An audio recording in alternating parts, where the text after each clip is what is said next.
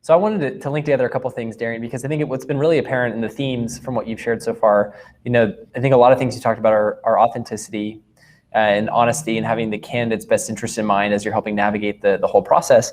One of the outcomes that you want candidates to feel is that they can be successful and contribute to the role. And I was hoping you could share a little bit about like, how do you get to that outcome? Because I'm thinking for some people maybe who are like, that seems like a mystery. I want that, but I don't know how to get there. Is there a framework or questions that you use to help frame your thought process for how you can help them feel or see how they can be successful? Yeah, and this is actually something that has been misunderstood by candidates sometimes. So I usually will present a lot of the problems we're facing and what we're trying to do, either from a business perspective or a technical perspective. I'm like, these are the challenges. And I've had people go, well, you have a problem there, and I'm concerned about getting the job. And I said, you do realize I'm hiring you to fix that problem. It's the same as a plumber coming in and going, yeah, you got a water leak. You better take care of that, buddy. And I'm like, this is why you're here, right?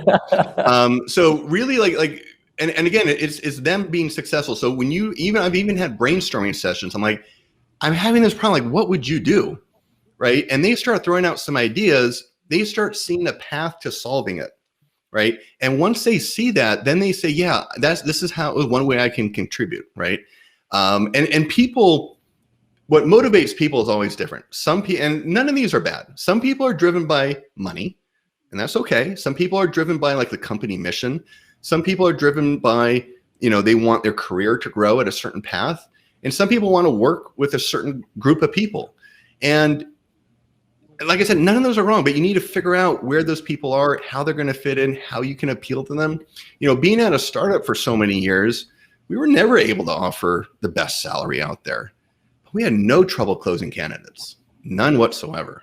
And a lot of it came down to just being really honest and authentic and appreciative. Like when they came in and I'd be talking to them, I would have a written offer letter in my hand that I would literally slide across the table and say, I want you to take the time to read it, take the weekend, whatever you need, but I would love for you to come work here. I'm really impressed with what you've done. And it's coming from a really honest and genuine place. I'll talk about any questions they answer or projects. And I said, I'm really excited. Like, you're part of the team. We want you to come and make your contributions. And, I believe it was around like a 96% would say yes to that.